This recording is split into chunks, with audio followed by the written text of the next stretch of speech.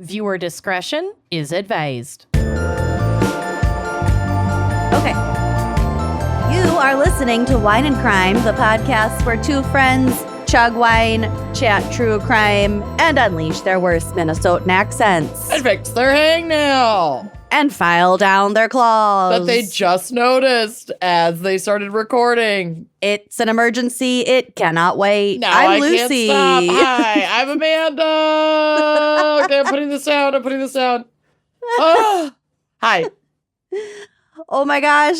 We've got a weird one today for you. Girl. We have a very special fan pick for this episode. Your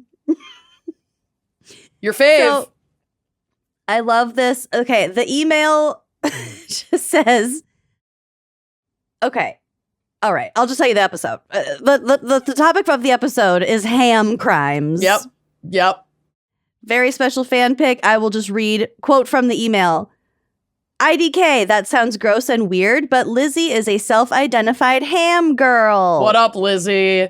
Just mention that this episode is dedicated to Lizzie from her ham boys, Sammy, Annie, Nicole, Emily, Lauren, and Manuela. Yes. We all, the ham boys.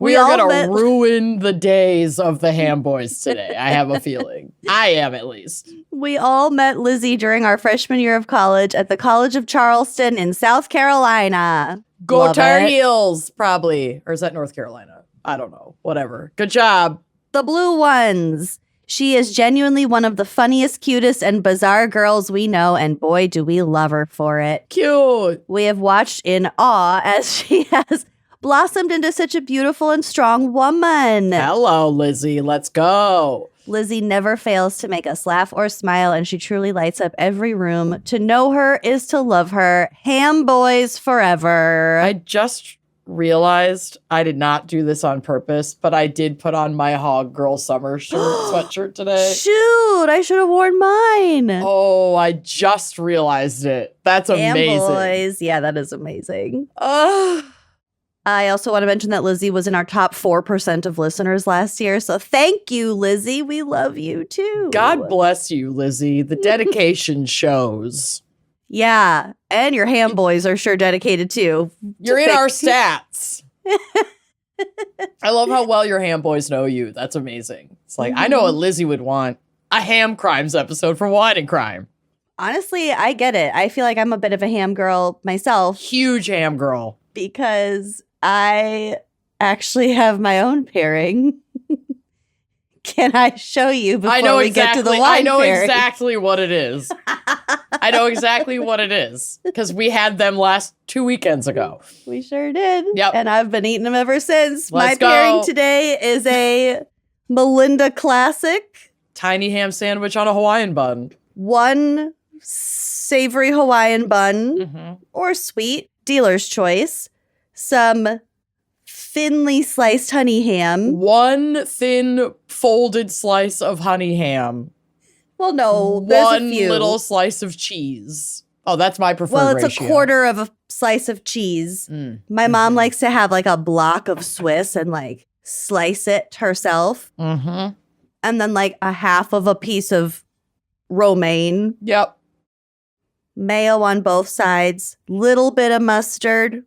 Mm-hmm. Yellow mustard. Exactly 6 potato chips. Yes, that's perfect. Yep. That's perfect. Well, this is perfect timing because we have a very special wine segment this week. We have another Ashwin's Wine Corner, so that gives us a moment to sneak away while Ashwin and I chat about wine so that Lucy can take a bite of her ham sandwich. God bless. Yeah. All right, let's kick it over to me in a past life and Ashwin. Ashwin, welcome back to your wine corner. It's yours, baby. Thank you for having me. Happy to be here. I'm getting comfy in this corner, you know? I'm getting cozy in this corner. I'm enjoying the corner very much. And I really like that anytime I put a weird episode topic in your lap, you're finding a way to make something fit. So what, pray tell? I have a little sneak peek. So I'm really excited about this pairing. But show us what you've got for ham crimes, as in the pork product. Yeah, so we took this. We're using the word ham, not what it means. So we're going hard as a motherfucker. Hell and yeah! I was thinking we're shipping. We've got this theme, Rebel Winemaker, so it's already a really cool fit. And there's a winemaker in Piemonte, in the Piedmont, in Italy. His name is Fausto. And he is like the quintessential rebel winemaker, like go hard as a motherfucker type of personality and winemaker. He's living ham. He's living ham. Hell yeah. His life philosophy is go ham. And wine. Well, actually, I shouldn't say that about his life philosophy. I don't know him well enough to say that. But winemaking philosophy, 100%. It's Hell yeah. Go ham. And so we've got this 1 liter crown cap, so like beer bottle cap, red wine that's called È Rosso, which I think kind of already sums up like go ham, right? It's larger format. You don't need a corkscrew. You just like rip it and start drinking it. Rip it and sip it. Yep. Yeah, rip it and sip it. Exactly. That's incredible. We do not recommend playing Edward 40 hands with this. No. You're going to want to actually enjoy it. Absolutely. I mean, so here's the cool thing about Fausto. He makes wonderful wines, and his philosophy is like, look, we should be drinking them. Right. We should make wines that are as drinkable as possible. We should encourage people to just enjoy them whenever feels right, as opposed to, I think a lot of, especially there's a ton of talk around Gen Z and just people feel alienated from wine. It's more elitist, and you need white tablecloths, and you need all these different gadgets. And I think part of the statement with the È Rosso is like, no, you literally just open it and then just start pouring it. It doesn't need to be this big ceremonious thing, but it can still be really good quality, which it is. Yeah.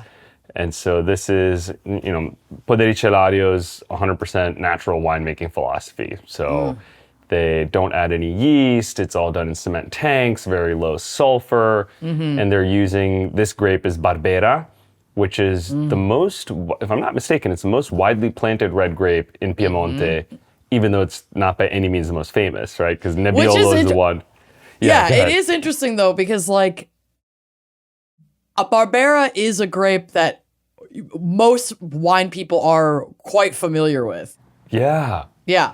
So Absolutely. I'm excited to taste this one because I'm excited to see how the expression of the grape comes through with this specific style of winemaking, when like we've certainly tasted this grape varietal before. So I'm excited to taste like what makes this bottle unique.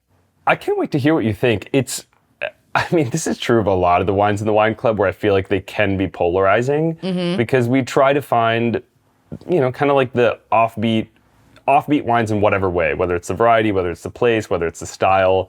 And so this one is like, it's really juicy and acidic and bright. And like I'd written in my notes for the pairing, it's like, this would be great with pizza. Oh, this is another thing that came to mind. It's great with pizza or great with sausages, like grilled sausage. And I was like, oh, when I eat pizza, I'm putting spicy salami on it. So that's pork. Yep. Or sausage is pork. So I was like, oh, this actually does sort of kind of fit the ham crimes It not theme. only goes ham, it pairs well with ham products. There you go. Hell Nailed yeah. it. Yeah. Delicious. So what would you say like makes this the winemaker's approach to winemaking? Like, talk to me more about that hard as a motherfucker philosophy, because I love that. Yeah. And I love learning about how these winemakers like really are using creative expression in their winemaking to set their product apart. So sing from the rooftops. Tell us about their process. Happily. I think, I'm like smiling from my liver as you asked that question, because there's this story about his approach that Fausto told me when I went to visit him, because I'll give a little bit of context and I'll answer it directly. So natural winemaking has been around ever since wine existed, right? Because it started naturally, and then over the course of thousands of years, humans began to understand the microbial activity that contributed to grapes fermenting, and then so we started intervening in all these different ways. So it's been around ever since the beginning, but it kind of fell out of fashion for a while, and it started picking back up steam in the last 5 decades or so. And especially in the last like 10 to 20 years, like if you go to trendy wine bars, especially in the major cities, like there's tons of natural wine, and then a lot of them like aren't always that good. Because I think the term natural wine got used to then blanket a lot of flaws in wine. And so Fausto, he was even telling me, he's like, look, I've been doing this for like 20 years or more. I'm a much better winemaker now than I was when I first started, because you learn things. You can still guide the wine along its journey. You just have to do it much more gently, and you have to be way more attuned to what's going on with the wine, because you can't, it's almost like homeopathic medicine versus like taking a pill to fix something. Right. Like, there's nothing wrong with either approach. Yeah. Both have their place, but it's like, if you want to take the homeopathic approach, it's not going to make your headache go away in like 5 minutes, like Advil will. It's more like, here are the things you're going to do over the course of like several weeks so that you don't end up in a situation where you have the headache, right? And so he was describing to me his process for natural fermentation, where it's not just take all the harvest and dump it into the tank and let it ferment.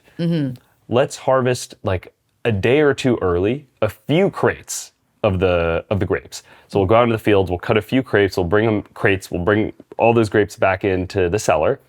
We'll let that start to ferment. And it's almost like a sourdough starter.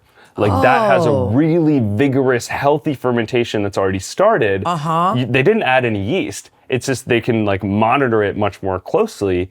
And then you harvest the rest of the grapes, and then you add this quote unquote starter. Like the mother, It like the mother yeast into the rest of the wine. And he was like, it allows for a much smoother fermentation. You have way less issues with like stuck fermentations or fermentation that's get way too hot and get out of control. And then your wine gets like fizzy or frizzy or vinegar. You have all these different other things. And so that's not like in the guidebook and stuff, you know. He's like, we just learned by trial and error and got better and better at making high quality wines that are natural. So yeah, I mean, that was when you asked me about like what is part of his process that makes it feel like he's going hard in the paint. Like this is one of them. I mean, that is definitely a labor of love, that like multi-level harvest and like early cultivation, and like that's, you know, that probably took over the course of that 20 years, a lot of trial and error and a lot of loss to get 100%. into the rhythm that they're in now and able to make this incredible end product. That's super cool. 100%.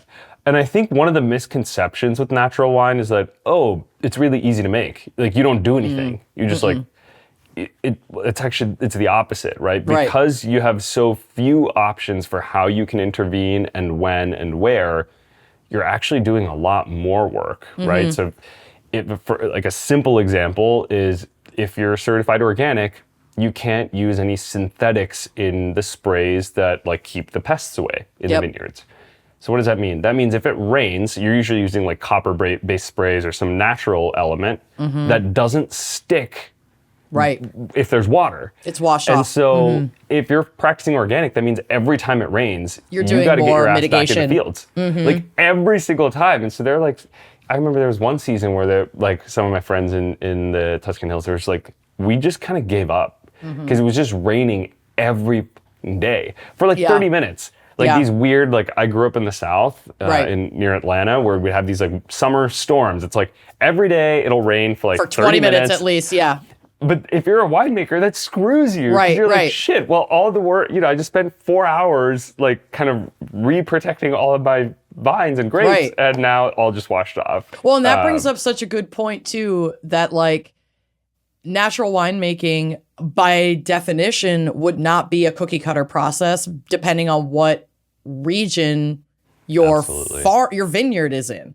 So you also have 100%. To adapt your approach to natural winemaking to work with the natural environment you're in. You can't like create, synthetic workarounds to. Yeah, that's such a cool point, Amanda, because it like raises this like, it raises to my consciousness this notion that natural winemaking is going to differ more from place to place than conventional winemaking. Right. Because you have to pay more attention to what's going on around you. And talk about like going ham, you have to be basically like a mini expert in your, the ecosystem of your viticultural region to meet the needs of the plants that you're growing for if you want like any hope of getting a good product. And you've talked about 100%. This before about how that like not only the natural winemaking, but what you were talking about, the like the full, what did you call it? The field where they just Field take blends? all field blends. Field all blends. Whatever's growing in the field goes in the pot, basically.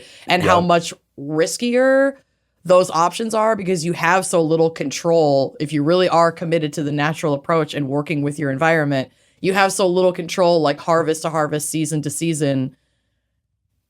Yeah, I mean, this kind of stuff just blows my mind. It's scary. It's like there's a winemaker I met during harvest.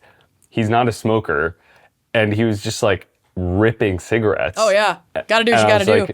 I was like, talk to me. What's going on? He's like, we're supposed to be harvesting right now, but it's raining, and like you can't do anything about it. And No. the reason you don't want to harvest in the rain is twofold. One is a lot of vineyards are on slopes, right? Because you want water to drain. That's why Yep. often you'll see vineyards on hills and stuff, not So just it's probably in, like, flat fucking lands. dangerous. It's dangerous. You can't really get out there, especially Sliding down the like, damn while it's hill. 100%. That's one Yeah. issue. And then the second issue is if it's raining, the plant is absorbing a ton of water. Where does it put that water? In the grape. Puts it in the grapes. It's all bloated and so and then watered you get down. a wine that feels really watery, like really watered down and not concentrated in flavor. When it does reach harvest time, the grape itself, there are some winemakers who want the grape to almost start to like shrink a little bit on the vine so that excess water isn't there. So yeah, that makes total sense because you want the purest, most like As condensed much flavor. form of the flavor that's within the grape, not the watered down version. I didn't even fucking think about that. Yeah, and this is back to your point around you have to give up control. And there's a part of me, even just like life-wise, I'm trying to learn to give up control. Right. Just like, all right, just do your best and then let the rest be. And that's all good and well, but when you work your ass off all year long and then you have this like 1 week window where Bro, I'd be ripping where- cigs so hard. I have no idea how this is going to turn out. I can't fucking harvest because it's raining. And that means this is going to delay harvest by X amount of days. God only knows how much this grape will ripen or what will change in the Yup. grape in this Yup. last tiny moment before harvest time because we got Yup. rain. Yep. I It's like I've can't. been That's busting too my stressful. ass for 49 weeks and now you're telling me we're fucked because of this. Like Right. there's 4 days straight of rain and now the whole year is like ruined. Yeah, and I mean, it's so- not like we can have massive production of grapes in a greenhouse scenario. Like these are just, I mean, this is They're why out those there. like the vintage is also so important to a wine Yeah. because every season's going to be a little bit different. So I'm super excited to try this one, and this is definitely one that is included if folks want to hop onto a shipment and make sure that they're drinking with the Yeah. gals. Yeah. So I think we did this last month too. We've set aside 20 slots for Wine and Crime listeners only. And the reason we do that is these wines are not made by the millions. A lot of them are made, less than 1,000 cases. Right. And so inventory is actually hard to get. And so we're almost always sold out, but we're setting aside 20 shipments for Wine and Crime listeners only. And they can go to unpinnedwineclub.com/gals to get it. And they'll be drinking what you're drinking, what you and Lucy are drinking, which I is, love it. I think it's really freaking cool. It's so cool. It's also really amazing that you're willing to quite literally set aside important inventory just so that some of our listeners can access it. I really appreciate that. It's such a Happy cool to. offer. So yeah, definitely take a peek at unpinnedwineclub.com/gals. So if this is a bottle that is really resonating with you that you really want to give a try, which it is for me, I'm very excited for this to arrive. I know my order is already on its way. But if you want to get your order, head to unpinnedwineclub.com/gals so that you can snag this box. And like you said, there's only 20 of them. So if you really want to try this wine, hop on it because this might be the only way that you can get this. Like, that's been so fun now, about yeah. this whole partnership is all these wines that you are not going to find in a retail store are now accessible to people who are like just maybe really far along in their wine journey and really know what they like and want to try new things, or are really early in their wine journey and don't want to get locked into, the top 10 that we always have here. Yeah. I think what's really fun about this whole thing is the wine world is so large that you would need like 100 lifetimes to be able to taste everything. Right. And that probably still wouldn't be enough. And so the goal here is to maybe we'll get you 10 lifetimes worth of of different wines to taste. Damn. That's kind of that's what we're trying to do. Hell yeah. Hell yeah. All right. Well, to 10 lifetimes. And thank you again for joining us, Ashwin. I know Thank you you, have your Amanda. work cut out for you for the next pairing that we have scheduled. Very excited for that.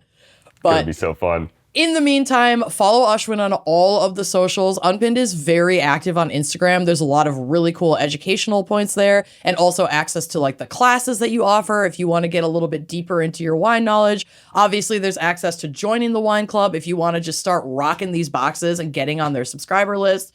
Just check them out. They're doing amazing things, and we've had so much fun working on this together. And I want to keep it going forever, and I want everybody to go support Ashwin. So if you like me, you have to do what I say. Thank you, Amanda, for partially audio bullying your listeners into joining our wine universe. I get to gently bully our listeners just a tiny bit. That's that's one privilege that I get to have in this moment. Amazing. All right. Well, we will see you next time, and thanks again for joining us this week. Thanks for having me, Amanda. See you next time. All right. Thanks so much again to Ashwin. Check out unpinnedwineclub.com/gals so you can access that exclusive inventory. They set aside boxes just for wine and crime listeners, which I'm obsessed with.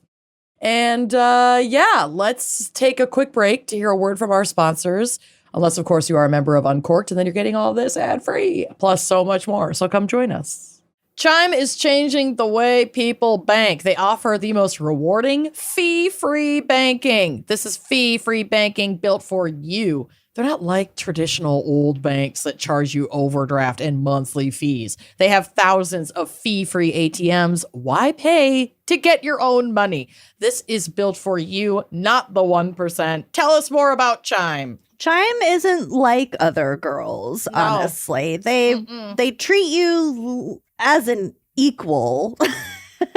Chime members can benefit from up to $1,150 in annual rewards, fee-free.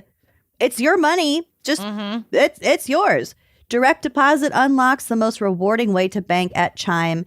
It's rated 5 stars by USA Today for customer service. That means you can get a hold of a real human 24/7. Oh, God bless. And you're not just switching banks, you are upgrading to America's #1 choice for banking with a Chime checking account. You can get 5% cash back on Chime card in a category of choice like gas, groceries, and you get savings that grows faster with a 3.75 APY. That is 9 times higher than the national average. You're truly getting rewarded. Plus, you get premium travel perks like airport lounge access and 24/7 travel concierge included with your Chime card. You can even get up to $500 of your pay when you pay with MyPay. They also have Spot Me, which lets you overdraft up to $200 fee-free. Let me tell you, that would very much come in handy for me. I overdraw in my checking account, not infrequently. There, a little peek behind the curtain. It happens. It happens, and Chime is just, they're on your side. They're quite They have your forgiving back. with like real life. Chime is not just smarter banking, it's the most rewarding way to bank. Join the millions who are already banking fee-free today. Head to chime.com/gals. That's chime.com/gals. It only takes a few minutes to sign up. Head to chime.com/gals. That's chime.com/gals. It only takes a few minutes to sign up. Chime is a fintech, not a bank. Banking services from MyPay and Chime Card provided by Chime's bank partners. Optional products and services may have fees or charges. Stated annual percentage yield and cashback for Chime Prime only. No minimum balance required. Checking account ranking based on a JD Power survey published October 20, 2025. For more information on APY rates, MyPay, SpotMe, and travel perks, go to chime.com/disclosures. I love a gross fact, and here's another one. Traditional bed sheets can hold more bacteria than a toilet seat that you sit on with your butt. Boo. It's not exactly what you want to lay your beautiful face on at night, and Miracle Made bedding is designed to fight said bacteria and stay cleaner longer with silver-infused fabrics that actually prevent up to 99.7% of bacterial growth. Thanks to that antibacterial silver technology, Miracle Made sheets stay cleaner and fresher up to 3 times longer than regular sheets, which means fewer odors, fewer wash cycles, and way less laundry. It's also a lot better for your skin. Stop sleeping on bacteria. It can clog your pores and cause breakouts. Miracle Made's antibacterial design helps you sleep cleaner and clearer night after night. My favorite thing, though, about that NASA-inspired silver-infused fabric is that it helps regulate your body temperature. So if you're fluctuating throughout the night like I am, sometimes I'm hot, sometimes I'm cold, sometimes I'm trying to figure out exactly which foot I can put out a tiny bit to cool off my entire body. Doesn't matter though, because these sheets help keep you in the comfort zone all night long. I use them the most in the summer because I have like a hot bedroom. Oh my God, they've been such a game changer. And they feel just as good, if not better, than sheets that you would find in a 5-star hotel, but without the steep price tag. They are so smooth, they're breathable, they're ridiculously comfortable. We've been using them for years. They hold up wash after wash. They're a great set of sheets. Upgrade your sleep or give the gift of better rest. Go to trymiracle.com/gals to try Miracle Made sheets today. You'll save over 40%, and when you use promo code GALS, you'll get an extra 20% off plus a free 3-piece towel set. They make an amazing gift, and with a 30-day money-back guarantee, there's no risk. That's trymiracle.com/gals, code GALS at checkout. And thanks to Miracle Made for sponsoring this episode. Did you know Fast Growing Trees is America's largest and most trusted online nursery with thousands of trees and plants and over 2 million happy customers? They have all the plants your yard or home needs, including fruit trees, privacy trees, flowering trees, shrubs, and houseplants, all grown with care and guaranteed to arrive healthy. It's like your local nursery, but anywhere you live, with more plants than you'll find anywhere else. Whatever you're looking for, Fast Growing Trees helps you find options that actually work for your climate, space, and lifestyle. Fast Growing Trees makes it easy to get your dream yard. You just click, order, grow, and get healthy, thriving plants delivered to your door. Their Alive and Thrive guarantee promises your plants arrive happy and healthy. No green thumb required, just quality plants you can count on. Plus, get ongoing support from trained plant experts who can help you plan your landscape, choose the right plants, and learn how to care for them every step of the way. I just made a nice order from Fast Growing Trees. I've got a really beautiful purple wisteria on the way. Nice. I have some fun new perennials, flowering perennials, which I love. So I love like checking out my garden each year, seeing what's really coming back and like what's getting even bigger and bigger. Oh my gosh, my bee balm is getting so huge this year. It's crazy. And then I will supplement like, okay, so what do I need to fill in over here? And then I go to the website and it like lays it all out for you perfectly. You can search within your climate zone. So you're actually only searching for the proper plants that you can actually grow. It's the best. You don't need a big yard or a lot of space either. You can grow lemon, avocado, olive, or fig trees indoors, along with a wide variety of houseplants, all grown with care and hand-selected to thrive in your home. Every plant is backed by their Alive and Thrive guarantee, so their plants are guaranteed to arrive healthy and ready to thrive in your yard or in your home, depending on what plants that you have purchased. I also just really love all of their customer service. Like, they have people that can answer your questions. Real people. They have plant scientists on their staff that ensure the plants are happy and healthy before they're shipped. So you know you're getting like the best possible product. The online experience is incredible. It's so convenient. They have fast, easy online ordering. You just click, order, and grow. The plants are delivered to your door when you need them. You can even schedule your delivery. So if you're like me, you're living in Minnesota, we have some rules of thumb about planting before Mother's Day. I scheduled my stuff to arrive so that I know that I'm going to be able to plant it when the earth is ready to receive it. Plant experts are on call to help you plan your next landscape project, find the right plants, and learn how to care for them. You can get support 7 days a week via email, chat, or phone. It's amazing. Right now, they have great deals on spring planting essentials, up to half off on select plants, and listeners to our show get 20% off on their first purchase when using code GALS at checkout. That's an additional 20% off better plants and better growing at fastgrowingtrees.com using the code GALS at checkout. Fastgrowingtrees.com, code GALS. Now is the perfect time to plant. Let's grow together. Use GALS to save today. Offer is valid for a limited time. Terms and conditions may apply. All right, Lucy, what do you have for us for Ham Crimes, dare I even ask?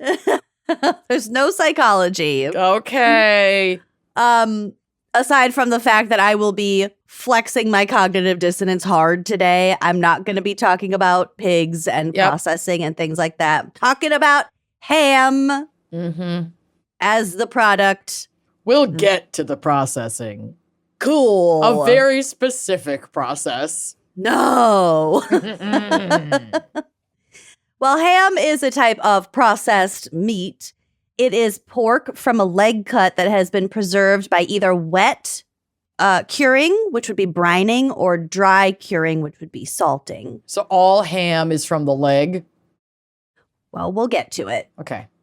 in like one sentence. Oh, sorry. Also, you could do this with or without smoking it as well as a means of cooking.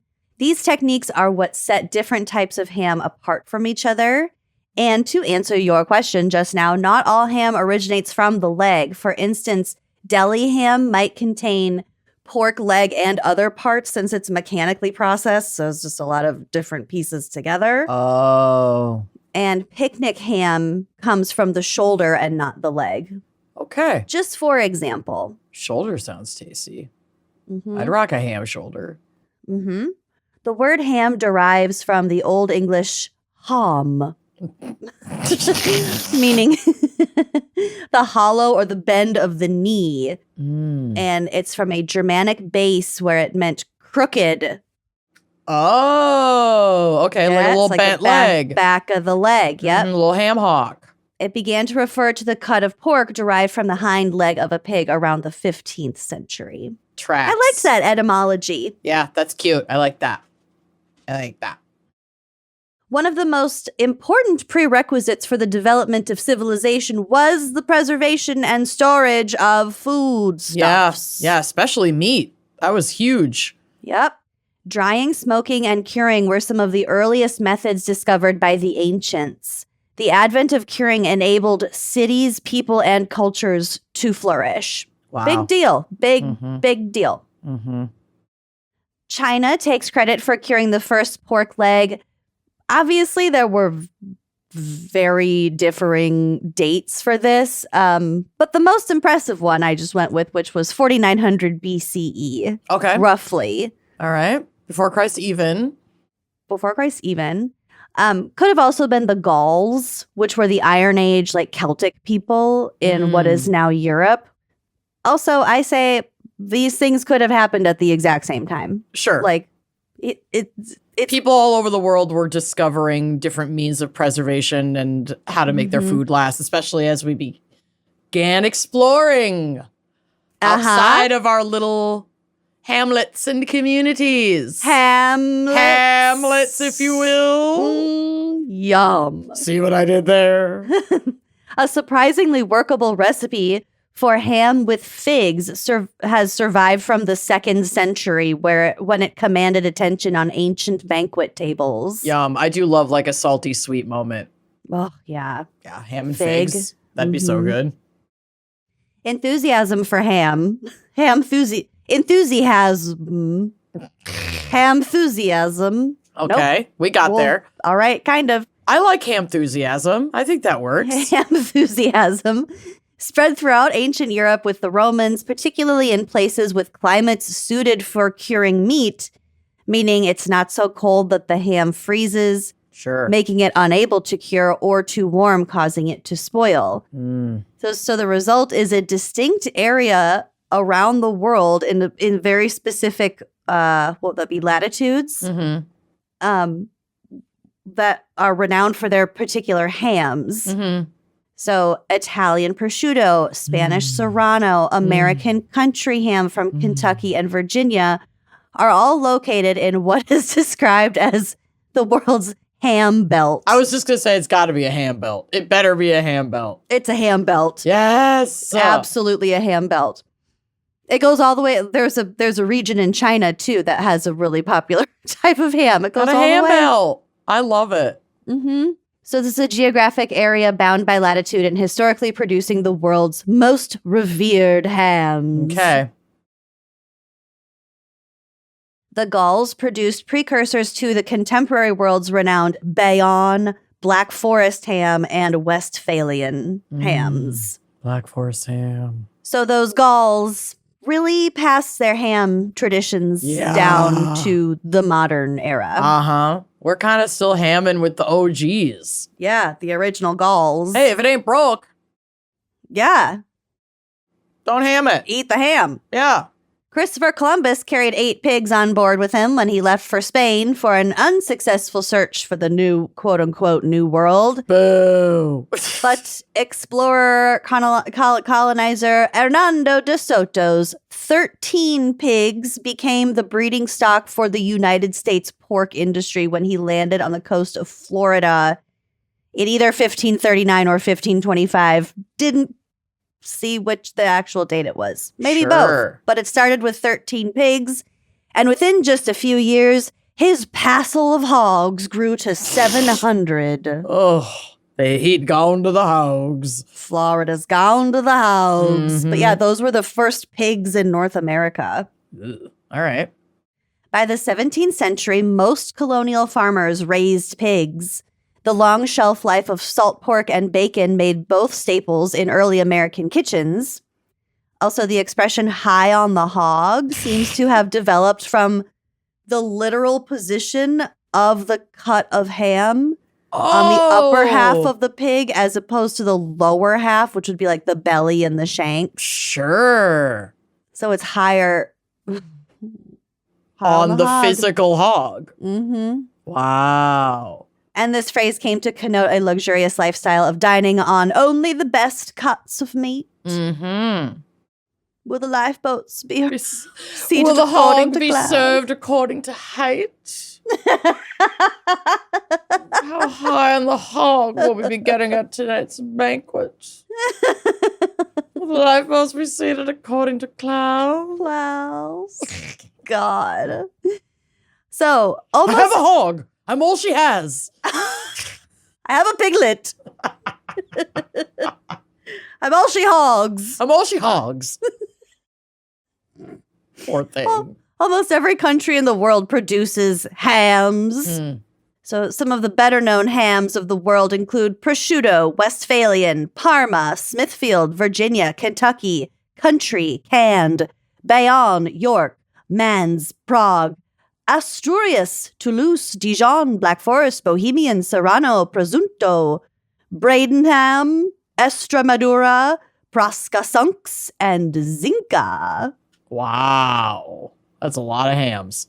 And Jinhua ham, that's the Chinese ham that I mentioned, takes 8 to 10 months to fully cure. Some hams take years to cure. Ugh, God. You can also buy fresh ham, which is neither cooked nor cured. It's not something you'll find in most grocery stores, but that's what you would get if you want to fully control the whole process. Yeah, like of cure your making- own or... Yeah. And if you just straight up cook that, it's going to come out sort of like a pork loin. Yeah. Like a Canadian bacon. Yum. So, some more types of ham. Oh, I was talking to Corey about this the other day. He says, quote, pH balance is the biggest thing in the pork world. Okay. So we have to really be cautious about the chemical makeup of the ham, which we will get to. Okay. Chemical makeup of ham. Who knew? Which you can test non-invasively with a CT scan. Oh, cool. I know. That's how they test them. I like that. So let's talk about prosciutto.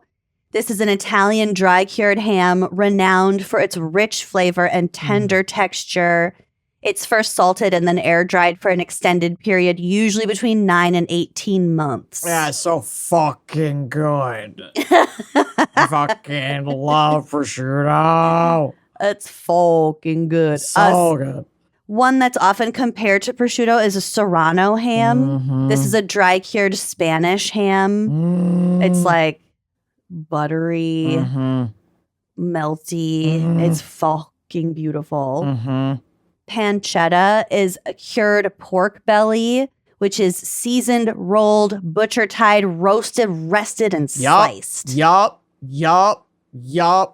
This is my favorite thing. Just couple pieces melting like fucking butter in a cacio e pepe. Oh, Maybe. God. Oh, it's so good. So fucking good. A A capicola, a gabagool. Oh, gabagool. I Googled if there was like a different reason other than like accent and like weird Italian Americanization of it. It is like a Southern Italy Isn't it a bastardization of like Capicola? I feel like we've looked into this before. Yeah. It is. But it's like it's a Southern Italian accent, and then those people migrated to like New York, New Jersey, and then it just kind of festered from there and became gabagool. But yes, it's the same thing. The journey of gabagool. So the capicola gabagool, it can either be hot or sweet. You would see this on like sandwiches and also on charcuterie boards. It's kind of like a spicy, fancy bologna almost. Fuck yeah.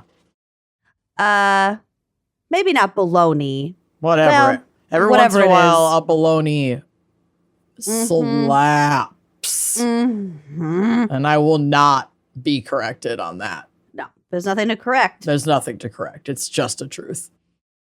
Canadian bacon. So this is unlike American bacon, which is made from pork belly. Canadian bacon is made from pork loin. So it has more completely of that, different. Like, Canadian bacon reminds me more of ham. Bacon, American bacon is just bacon. It's bacon. That's the way bacon is meant to be. We did one thing right, and it was that. Yep. Canadian bacon is mild. It's sweet. It's cut thicker. I'm not a fan personally. Not so much. I don't like, this is why I don't like Canadian bacon. The flavor, great. But if I'm going to do like a pizza with pineapple on it, I prefer... Then that's pepperoni. I prefer pepperoni to Canadian bacon because I still want that like salty pork, but I want, when I take a bite of it, I want it to be a little crispier so that I can bite all the way through. I feel like I bite Canadian bacon and it's still kind of like tender. It's not as, it's not crispy, and so it like slides off the pizza, and then you've got this hot flap hitting your chin. Yeah. If it's going to be Canadian bacon, it has to be chunks. It cannot be the big circles. Agreed. It's got to be chunks. Yep. Oh my God, we're on the same page. We're on the same page about so many For things. once. Yeah, I know. This never happens, you guys. Wine crime history in the making. We're making Don't get used to it. We're making herstory right now. Herstory. Our story. Jamon Iberico.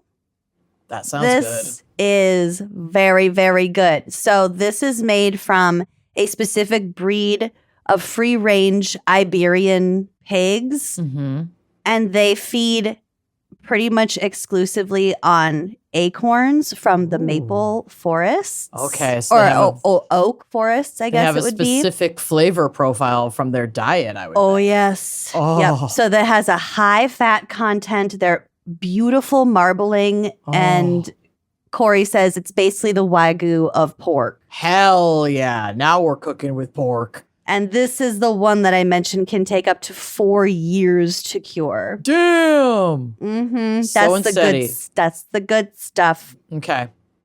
Next up is honey ham. Yum. This is wet cured by soaking it in a brine solution that includes honey, sugar, and spices.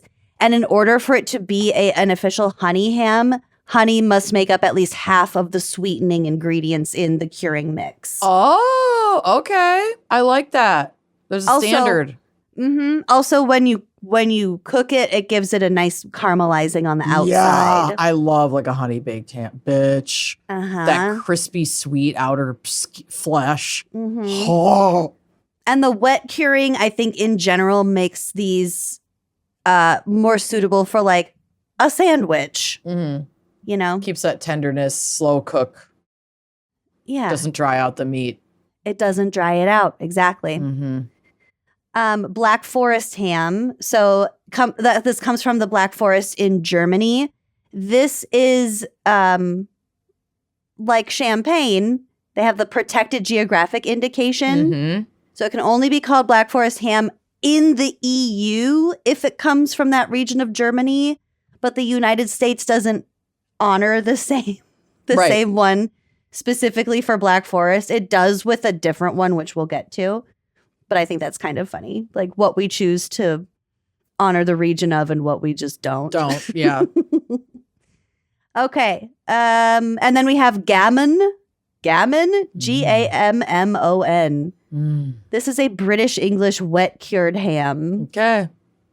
It's nothing like a British wet ham. It's versatile because you can kind of pair it with the sweet and the salty. Mm-hmm. It's a British English wet ham. Mm-hmm. George A. Hormel and Company pioneered canned ham in Never heard of America. Goddamn right. 1926. And then he introduced Spam in 1937 as a luncheon meat. I have to find some of our Spam Museum pictures. Because I have a Spam Museum reference in my case as well. Oh, you do? Yes. I have some recent ones. Did you go again? I went once with Corey, and then I went again by we brought myself a couple years ago. You guys brought my shirt. We brought your shirt. That's right. I couldn't go that day, so you brought my tank top with you. I did. God, there's got to be those pictures somewhere around. Anyway, continue. Okay. I'm just going to look for them real quick. Okay. The designation country ham first appears in print in 1944, referring to a method of dry curing and aging developed in the rural regions of Virginia, Kentucky, and other nearby country states. Okay. So the term country ham now refers to this style of ham preservation rather than the specific location. However, just like, here we go, Champagne and Black Forest ham, a Smithfield country ham can only come from the area around Smithfield, Virginia. Okay. Very specific. Yeah. We'll allow it. In contrast to country hams, so-called city hams are wet cured by being submerged in or injected with brine and then smoked. Okay. So when you purchase a city ham, it's fully cooked, such as those spiral cut hams that you'd get at like Easter. Mm-hmm. That would be an example of a city ham. Okay. I like a city ham. Yeah. A country ham has a stronger flavor. It's saltier and drier because it was dry. It was salted, dry cured. In 1802, farmer and engineer Thomas Moore Jr.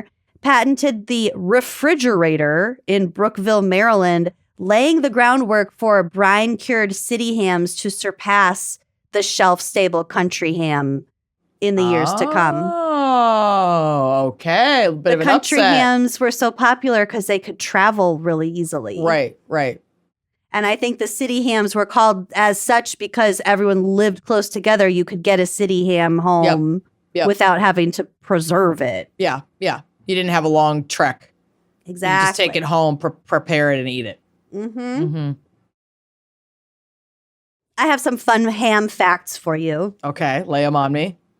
Some ham experts prefer that ham be made from the left leg of the pig, believing it to be more tender.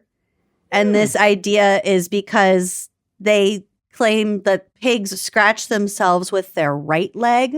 Oh, so they're not building as much muscle in the left leg because it's the right leg doing all the work, doing the scritching. Yep. Oh my God. Wait, but that actually kind of makes sense. Is that like real?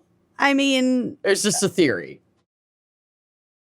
I don't know if pigs really would use, or any animal would use, one leg for scratching over another because presumably both sides of it itches. I guess, but I really like this theory and I want it to be real. Well, let's go with it. That's fine. Left leg only. The prized left leg. The lazier left leg. Also, is it really doing that much more work with one leg than the other by just scratching versus all of the other ambulation it does? You'd be surprised at how much just an iota of labor will ruin the flavor of a ham. Trust. The labor ruins flavor. Yes, the labor ruins flavor. Yes. Yes, we must protest loudly and proudly. Okay. All right. Another fun fact, Chicago artist in 1994, Chicago artist Dwight Kalb made a statue of Madonna using 180 pounds of ham. Yes. And this is a great use of free will. I love this. I would like you to go to the drive. You have a picture of it? I have the only photo I could find is from newspapers.com, the article. And this is from the Chicago Tribune. No. It looks disgusting. It looks like a child corpse. I know. It looks like an autopsy is being done on a smaller person. It's kind of disturbing. Ham operator, artist Dwight Owen Kalb fashions a sculpture of singer Madonna out of ham Tuesday at Dixie K restaurant. Dixie Q restaurant on West Fullerton Avenue. The statue was commissioned by restaurateur Mel Markin from Kalb, who once created a Brooke Shields statue of chopped liver. Y'all need to stop. Never mind what I said about having this be a good use of free will. This was a terrible use of free will, and you've done it twice. I know. I don't know who's sicker, liver. The sculptor or the guy who has now commissioned 2 different famous ham women. Meat women. I don't like it. That's very upsetting. He even has like a doctor's tray. He's like cutting into it with like scalpels. This is sick. This is sick. There's a lot of so detail on the odd. face, though. It's kind of creepy. She looks like a mummy, like an ancient mummy. I know. I was sad that there weren't more and better photos. I am sad in this moment, but I'm like glad for humanity that there aren't more pictures of this. We don't need that. We've been through enough. You know what? You're right. Yeah. It's been hard enough since 1994. 100%. Although I feel like if for some reason there were photos of this, somehow we could have like averted 9/11 or something insane. If only we had known. And therefore averted all of 50 Shades of Grey. Well, those are rabbit holes that we can't go down. And aren't you glad we have Twilight? Isn't Twilight worth it? We would never know what we're missing, though, if it never came about. Don't do this. You're going to turn into a banana at any moment. I know what you're doing, and I'm asking you not. I'm asking you to be a friend right now. For once in your life. For the first time ever. I love to psyop you. Yeah, it's fucked up. Okay. You're sick. Another fun fact. In 1929, Smithfield, Virginia ham man P.D. Gwaltney Oh, wow. insured his 27-year-old pet ham for $1,000. Smart. A newspaper reported at the time, quote, "Despite the wrinkles written upon it by the years, the owner says he is confident the meat has lost none of its good flavor." Oh. Now, the world's oldest country ham is 115 years old and is currently on display at the Isle of Wight County Museum. So wait, he didn't register it when it was a living pig. No, he insured it. Insure it. He It was insured a it ham. after it was already a ham, and he was like, "This ham is so fucking good Yeah. that I need to monetize this somehow. I need to protect this." Oldest country ham. That's wild. Yep. Smithfield ham cured in 1902 by P.D. Gwaltney Jr. God damn. Ham. It was forgotten in a storage house for 2 decades before being found, after which it became a pet and marketing tool. That sounds about right. Okay. It was found and then immediately exploited for labor. Oh my God, there's a photo of it. Ew, are you going to put it on the drive? Oh, yeah. No. Okay. Tell me when to refresh. Is it disgusting? Is it worse than the ham Madonna? It looks like it's AI, this particular photo. Okay. But it's not? No.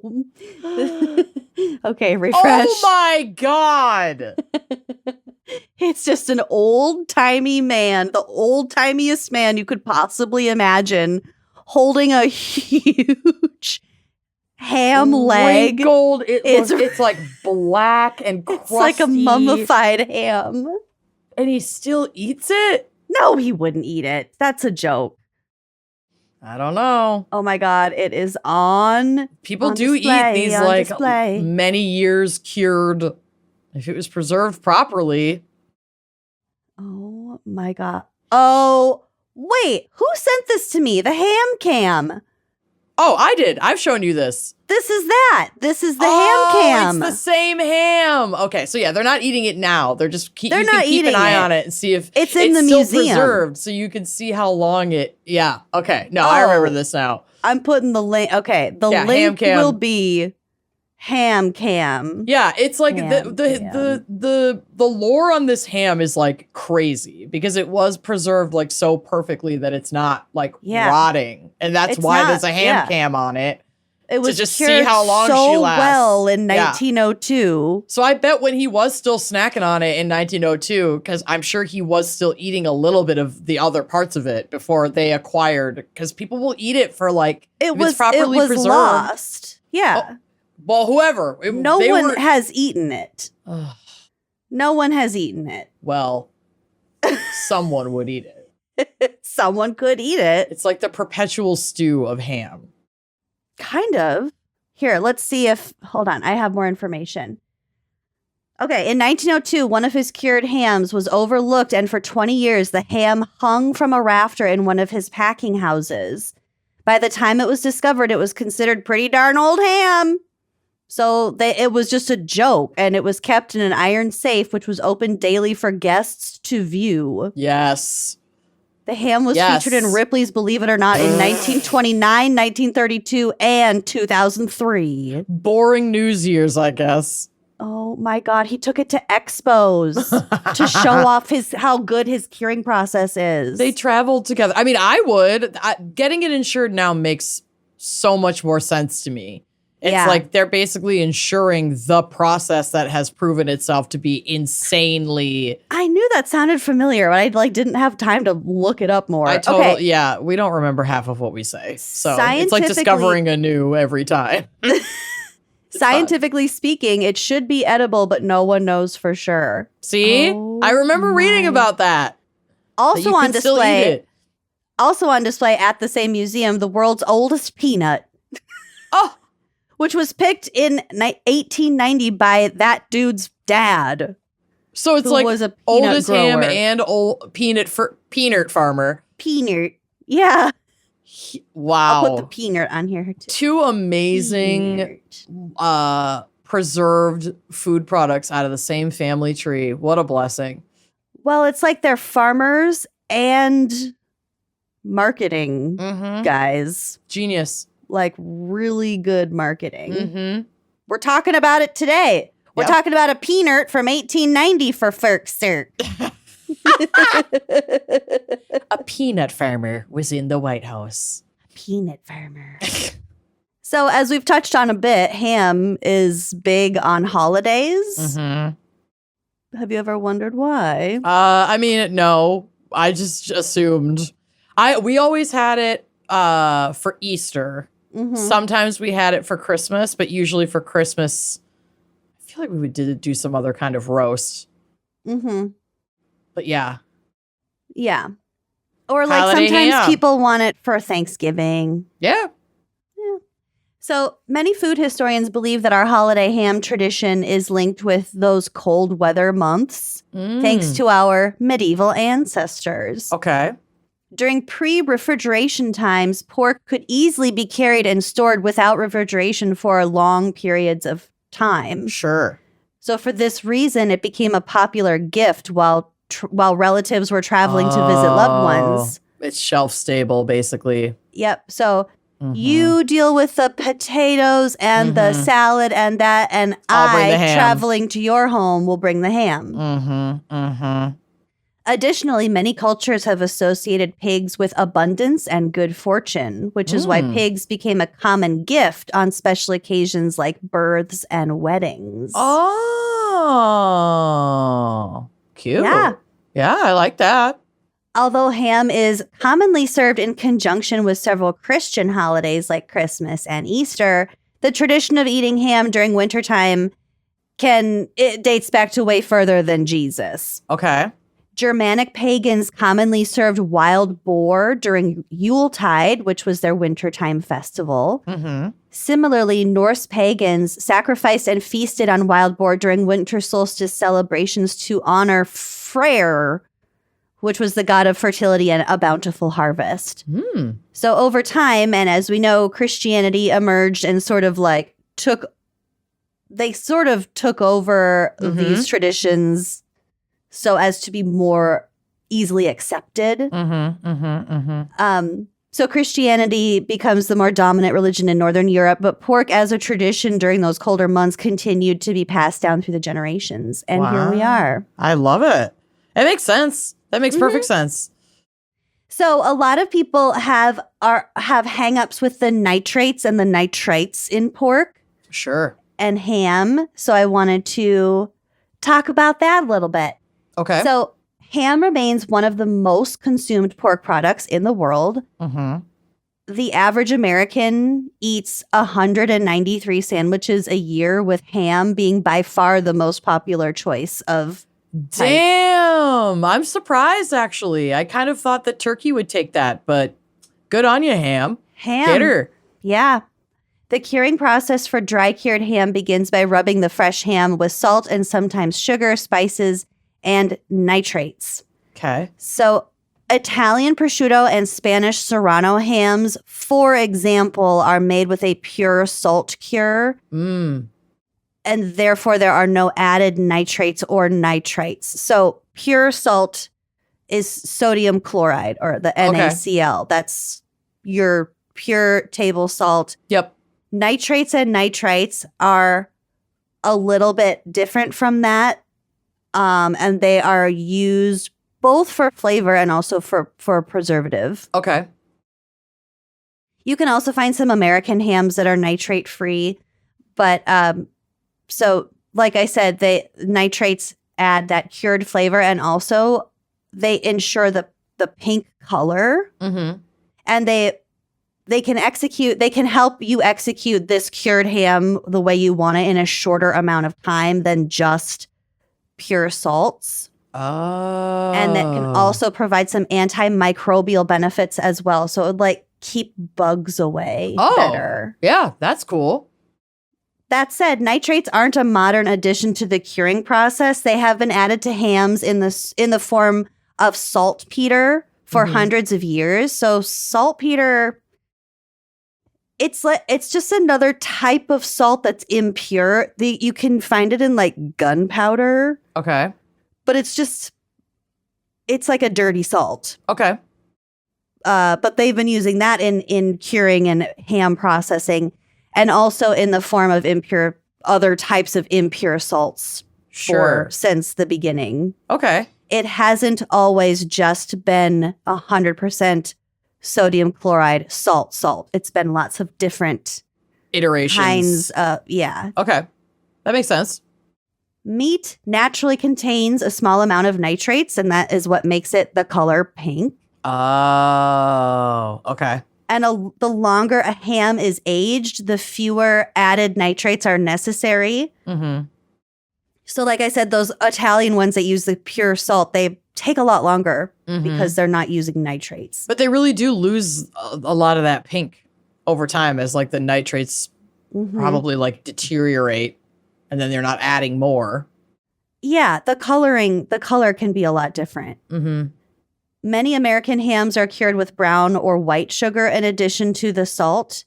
And the sugar in these cases aren't added for the sweetness, but rather to soften the harshness of the salt and the toughening effects of the nitrates. It makes it so tougher. It literally tenderizes the meat and balances out how salty it is. Yeah. So there are different things that people combine for different reasons for their preferred in the flavor curing and texture. process. Yes. Cool. That's cool. So people also add red and black pepper as well. That lends some flavors, but again, and similar to the nitrates, it also discourages bugs from eating the ham. So there are lots of different ways and reasons. Cool. Machinery, like machines, are typically used to rub the cure into factory-produced ham. But as any ham artisan will tell you, the hand of a skilled salter is important. The hammed of a skilled salter. A hamist.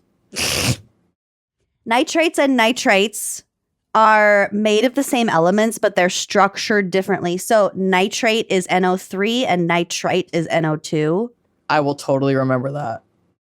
Just for the quiz. Don't even worry about the difference at Girl, this I'm point. not. I never They're have. almost interchangeable. Mm-hmm. So the body produces nitrate naturally, like I said, but it can also come from sources like food, medication, or groundwater, or ham. Got it.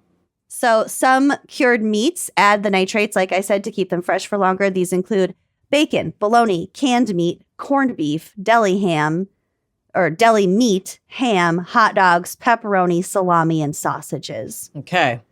That just occurred to me. That could be the list of your upcoming pets because you already have pepperoni.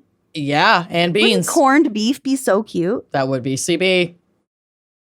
And then also some vegetables naturally contain nitrates and nitrites, such as broccoli, cabbage, carrots, cauliflower, celery, cucumber, endive, fennel, leek, lettuce, parsley, pumpkin, red beetroot, and spinach. Endive. I always pronounced it endive. It's endive. I'm never going to pronounce it like that. So... That's the second thing out of my mouth that you have willfully disregarded I'm in like sure you're 12 right. seconds. I'm not disputing whether or not that is correct. I'm certain I am saying it wrong, and I am certain that I'm not going to change. There's a few things in life that I know for sure, and that's one of them. Dash hound. Try and stop me. I'm not going to. No, I know you're not. I You would know never. better. Did you see what I sent you last week? Girl, you are on very thick ice with me. Incredibly thick ice. You can There is do no falling almost through. anything. Yeah. We're good forever. Every time either of us apologizes to the other for anything, We're like, what are you talking about? it's like, how dare the words "I'm sorry" even exit your lips? Now I'm mad. You have done nothing wrong ever, and you're a superhero. You saved my life. Okay? Every day. Every day I wake Just up by being you. and you've saved me once again. Yep. I feel gratitude for your existence Yes, every ma'am. waking moment. Every day. Oh my God. Okay. We're sick. We're sick people. We're not well. Okay. So the body converts nitrates and nitrites into nitric oxide in the body, which does a bunch of different things like increases blood flow, decreases blood pressure, promotes heart health, helps to release a variety of hormones throughout the body, blah, blah, blah. Sure. That said, there are links between nitrates and different cancers. So what do?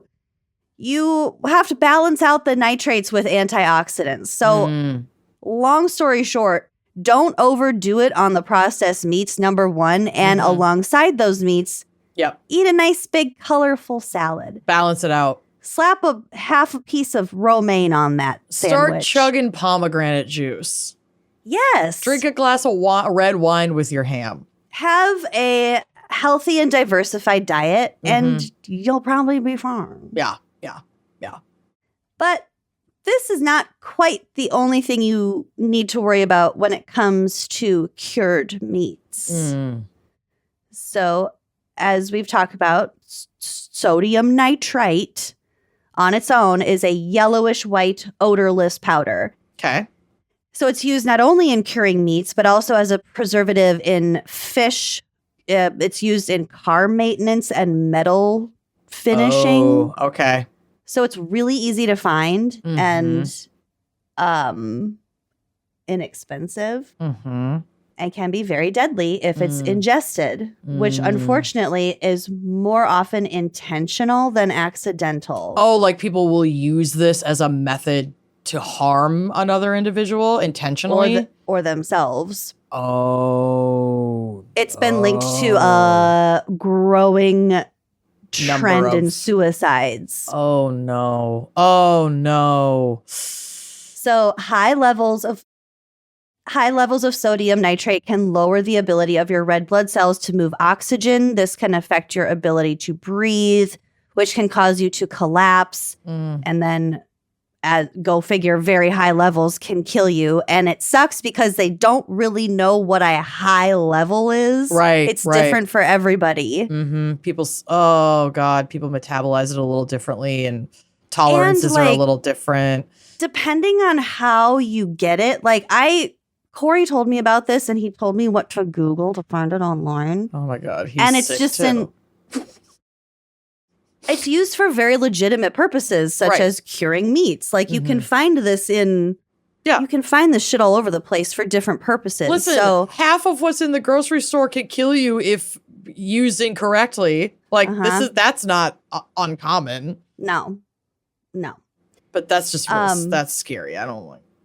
That's scary. No, but the stuff that I found, it's sodium nitrite, but it's also, and like I kind of mentioned, mixed with a bunch of other different things to accomplish a very specific outcome related to curing meats and not harming yourself. Right. But I'm sure you can find it just raw in its raw form. It would be harder to find because actions have been taken for it to not be super readily available on Amazon because of these trends and how it could be used for harm.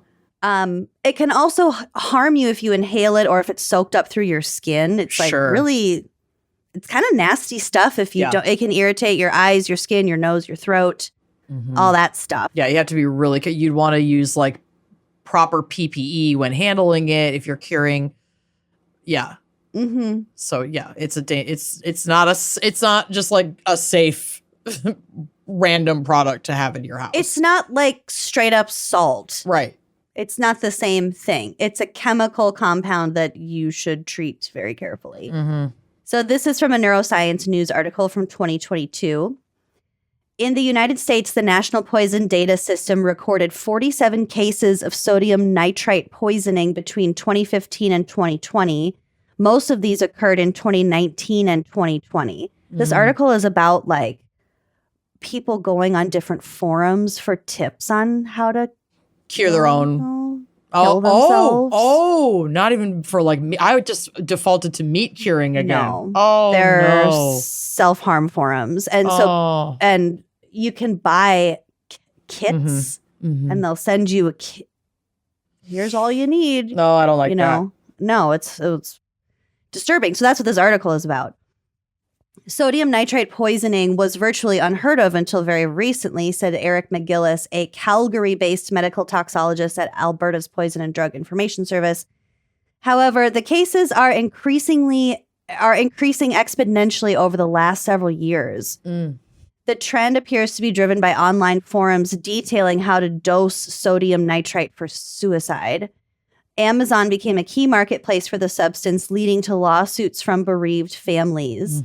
So like I said, sodium nitrite no longer shows up in top search results on the site. That doesn't mean you can't get it on Amazon. But it's a little bit more hidden. But like they're saying, you can't completely get rid of this because it's used totally legitimately. And if you were determined to find it like anything in that vein, you can find it. Right. Well, I mean, bleach is a common household product that is incredibly toxic and dangerous if it's consumed. And it still has important household, day-to-day purposes, just like this. It's just, it's scary. It's scary. And it's so scary too,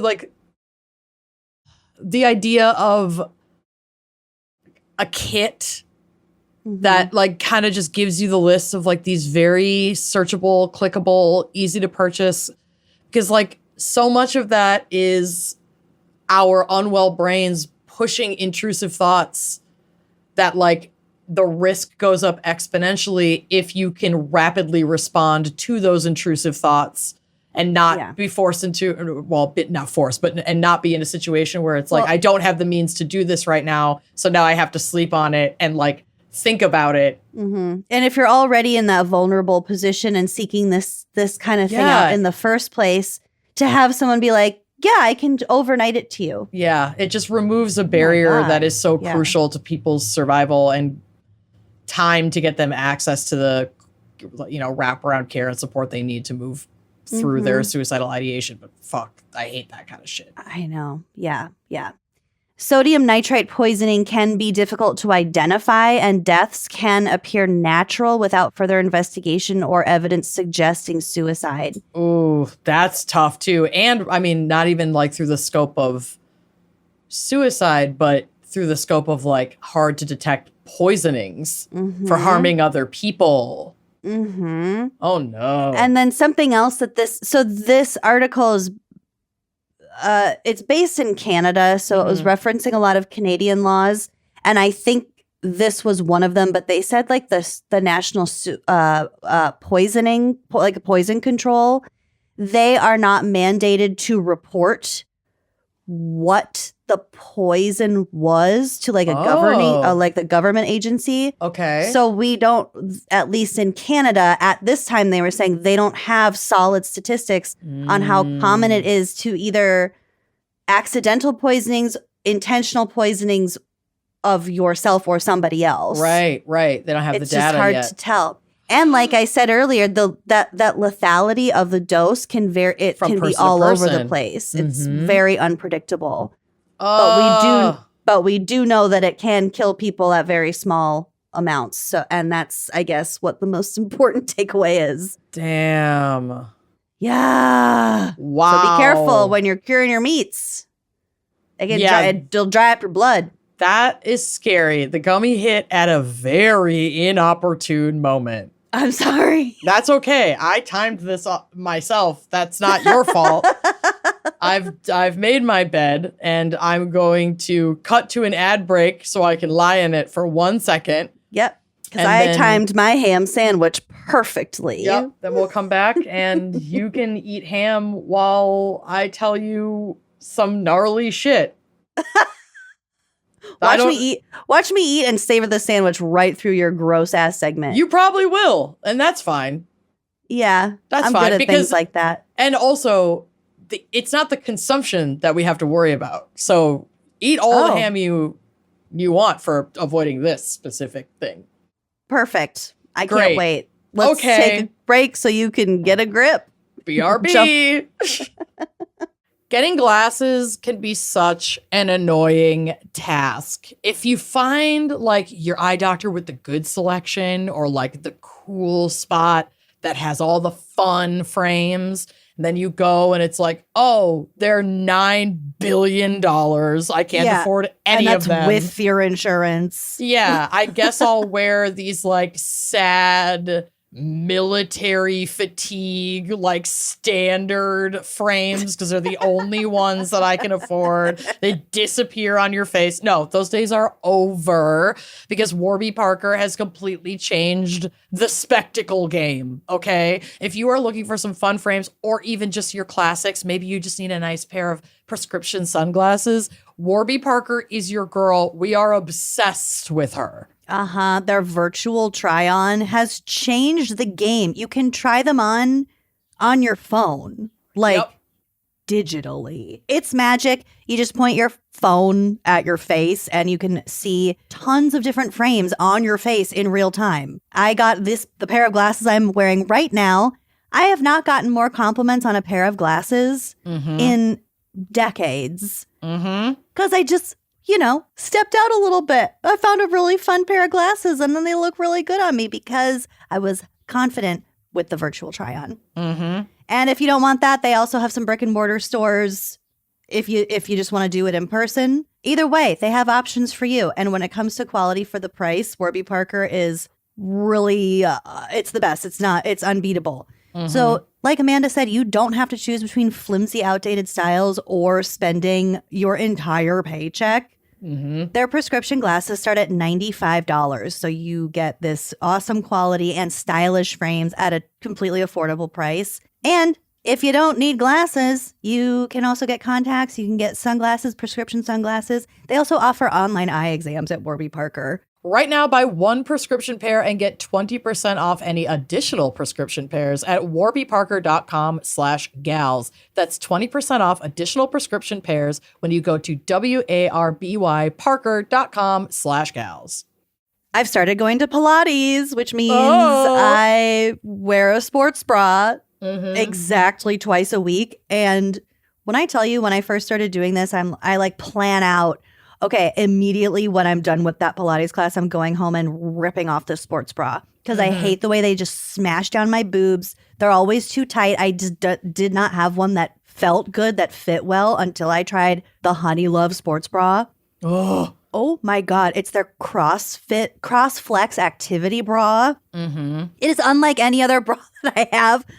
I wear it all constantly. I know. It's now become my favorite. Reach for that bra first. When that bra's clean, she's being worn. She's on my body. Whether I'm moving my body or not. I love her. It feels like it does have that support and that, structure of a sports bra, but like not the shape of a sports bra. It's designed for all day wear. You've got support without it being just like the shelf, like the flattening, suffocating shelf boob sports bra move where it's just like you're shoving everything into one tight sack. No. This is like support for each individual mound. It's the best. They have an easy hook and eye back. That is one of my favorite things about it because there's nothing worse than a sports bra, especially when you have been moving your bod around and you're a little sweaty and you have to ripping peel it up that over your thing. head. Oh my God. What? Who decided that was the way? I need to tag in some help with it. Literally.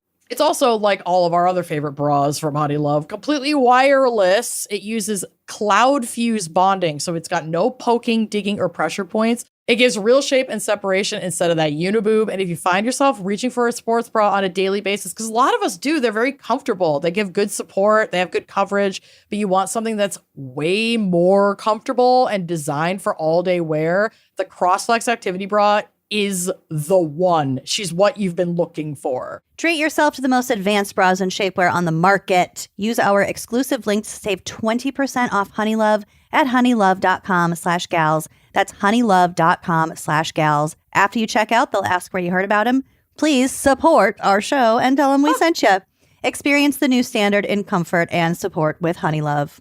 May is Mental Health Awareness Month. Although we are aware of our mental health every month, Painfully so. we're going to be especially aware of it in May. And the goal is not just to talk about mental health, it's to actually take action and get people some real support. But when you try to do that, it's often way harder than it should be. A lot of online therapy does not accept insurance at all, which means even during a month focused on mental health, you're stuck paying out of pocket or signing up for an expensive monthly subscription. No. Rula does things differently. They partner with over 120 insurance plans, making the average copay just $15 per session. That's real therapy from licensed professionals at a price that actually makes sense. Because the whole point of Mental Health Awareness Month is making sure people can actually get access to help, not just think about it. And Rula sticks with you throughout your journey, checking in to make sure your care is actually helping you move forward. Mental Health Awareness Month is your reminder to finally take that step. This is one of the easiest ways to actually follow through. No wait lists, no frustrating back and forth. Appointments can be available as soon as tomorrow, which we know can be like truly life-changing for lots of people. Go to rula.com/gals to get started today. That's RULA.com/gals for quality therapy that's covered by insurance. My favorite part about Rula is that it is true end-to-end care.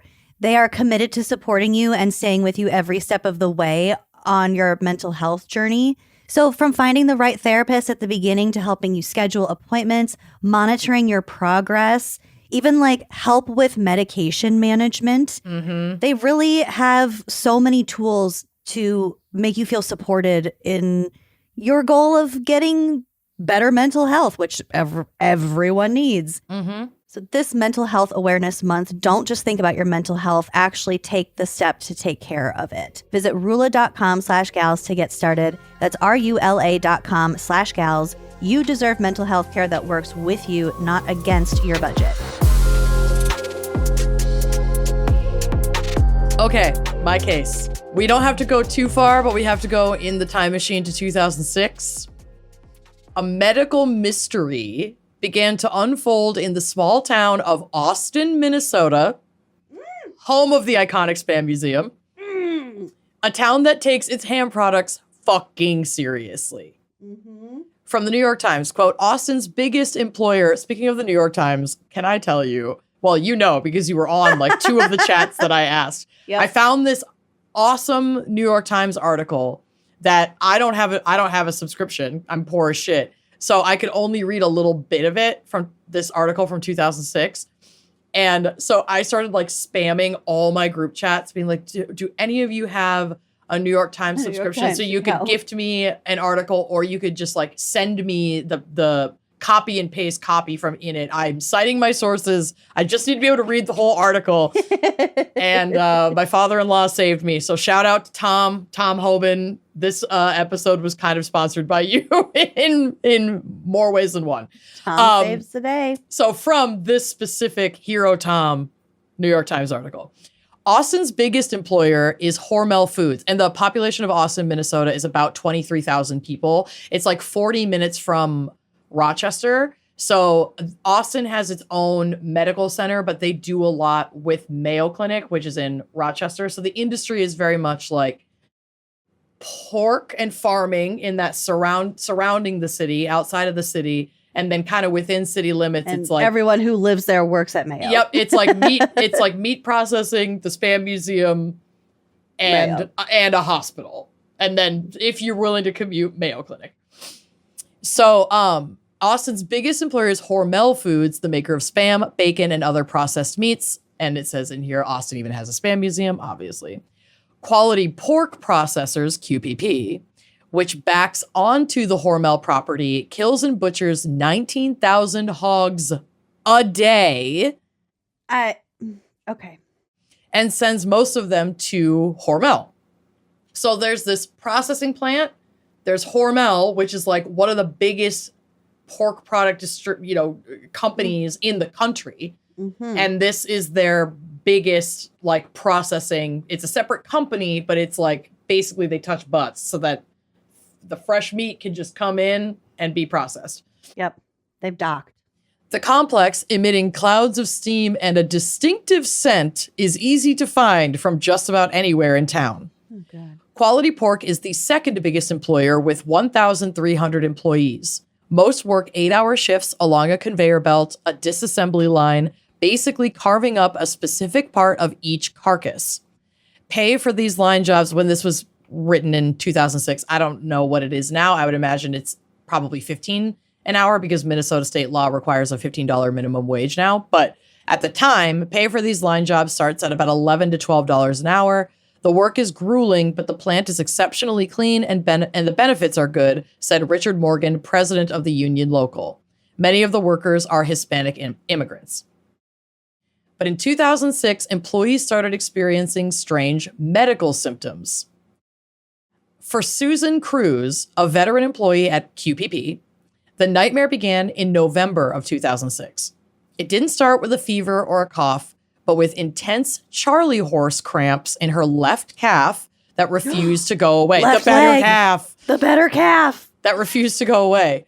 Within Labor. weeks. What is it? Labor. Ruins meat. Flavor. Labor ruins flavor. Yes, yes. Okay, so she gets these cramps starting in her left calf, and then they won't go away. And within weeks, the pain moved to her other leg, and also the tips of her fingers started to go numb. Ooh, that's not a good feeling. No. Soon, she was plagued by a constant sensation of pins and needles in her feet.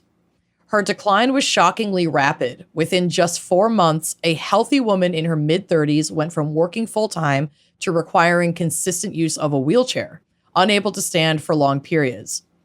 she saw nearly 20 doctors receiving diagnoses that range from gallstones to depression. Isn't it amazing being a my woman with a God. mysterious condition? Okay, well, how fat are you and how long have you been a woman? How long have you had that gash between your legs? You should probably go for a walk. Yeah. When was your last period? Yeah. You sure you don't have an STD? Mm-hmm. Because you look like a real slut. But no one could explain why her nerves were failing. Again, so this is a quote from the New York Times. Quote, at the plant, nurses in the medical department had also begun to notice the same ominous pattern. Because there are, in these bigger processing plants, there are on-site medical services in case there are like workplace injuries or somebody Like gets the school sick. nurse. Yeah, it's like having a school nurse. 3 workers had complained to them of heavy legs. Ugh. And the nurses had urged them to go see doctors. The nurses knew of a 4th case too, and they feared that more workers would get sick, and that a serious disease might be spreading through the plant. While crews struggled, a breakthrough happened at the Austin Medical Center.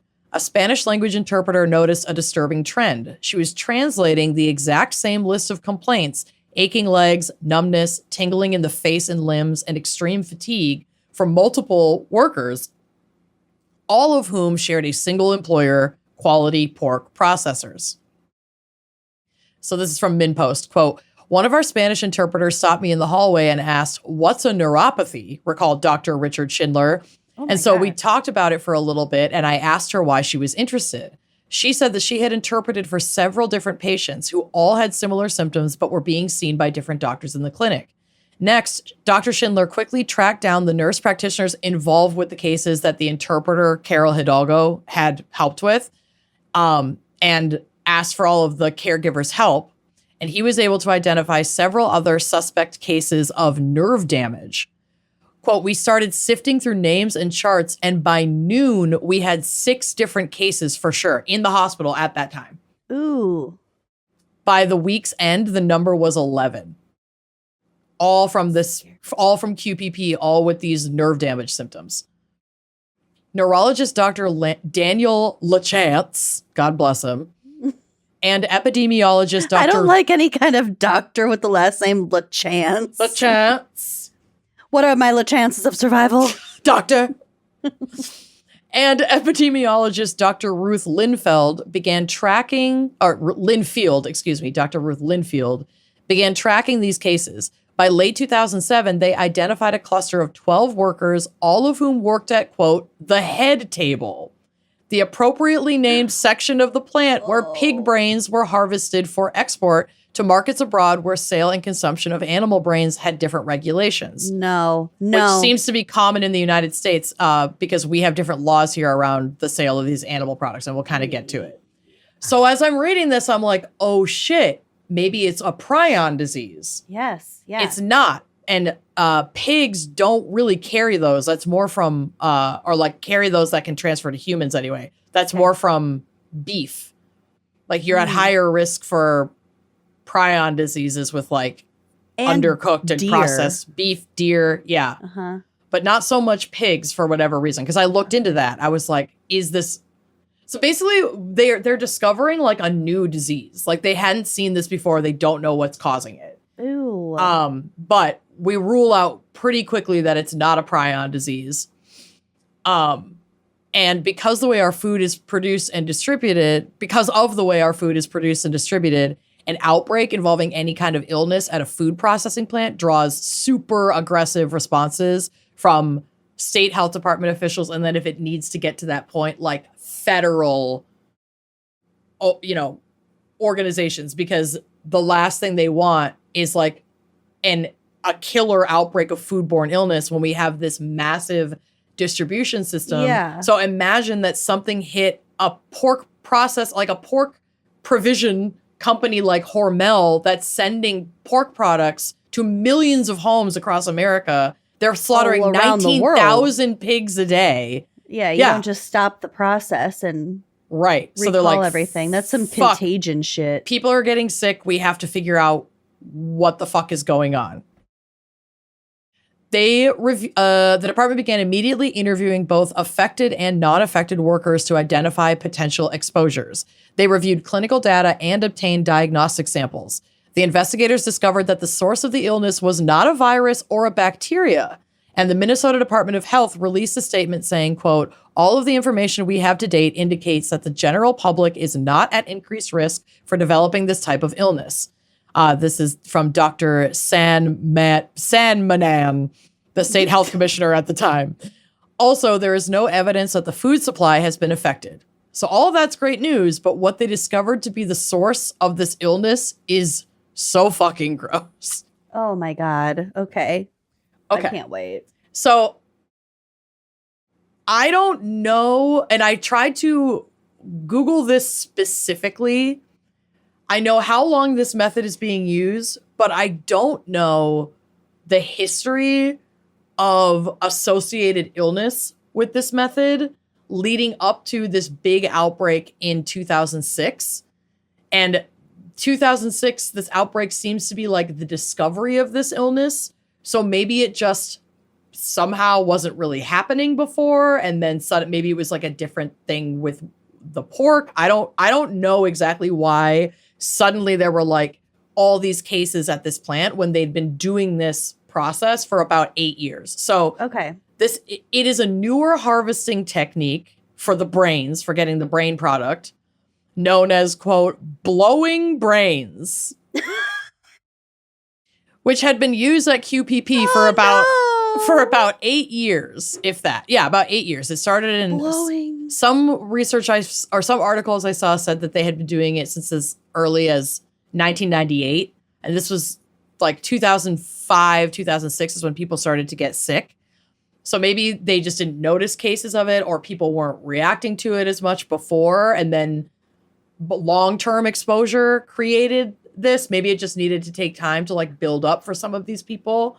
Yeah. But this is like a whole new thing. So what they do, the workers use high pressure compressed air to blast the brain tissue out of the pig skulls, which inadvertently turned some of the tissue into a fine invisible mist. Oh my God. That they were breathing in. Oh! Because they're not wearing like face coverings. Why? Baby, I don't know. Oh my God. It just, they didn't know that this was a risk, and so it wasn't a fine mist. a fine, breathable mist of pig brain matter. You're not blowing brains, you're breathing brains, You're breathing, babe. you're sucking brains. Whoa.